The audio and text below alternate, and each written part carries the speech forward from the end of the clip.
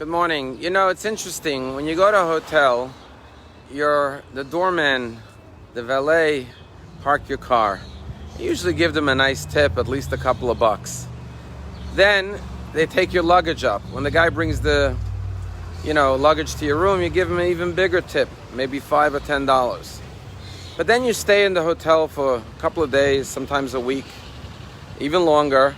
And every day there's a chambermaid who comes into your room and spends a lot more time, effort, and energy cleaning your room. And for most people, they leave the hotel and don't tip the chambermaid. And the question is, why do we give nice tips to the valet and to the guy, the bellman who takes your luggage up, but we often ignore the person who cleaned our room?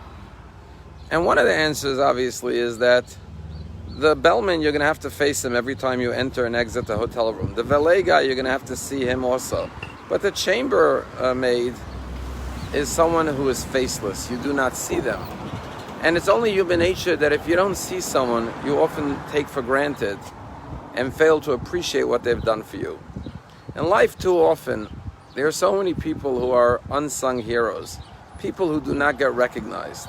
In this week's Torah portion, Kedoshim, we have the commandment to honor your father and mother, to revere your mother and father.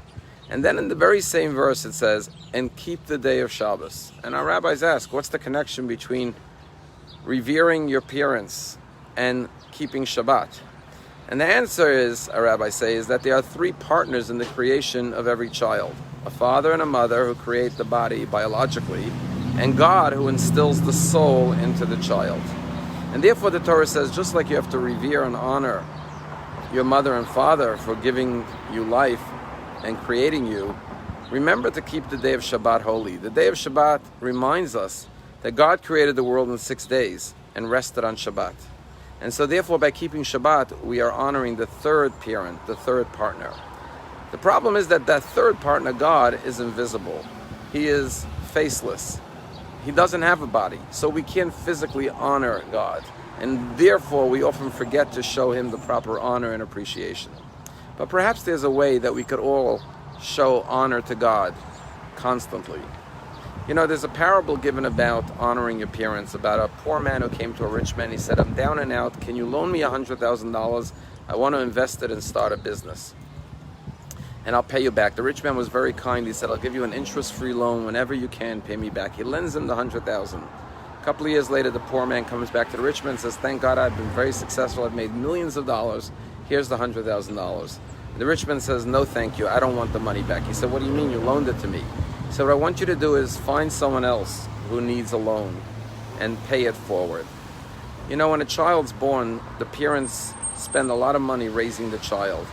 By the time the child graduates college, if you add up all of the expenses, the tuition, the summer camps, the dentist bills, the doctor bills, the diapers, the formulas, the clothing, it's hundreds of thousands of dollars invested in the child. Well, the child is like the poor man. He couldn't fend for himself. The parents took care of him.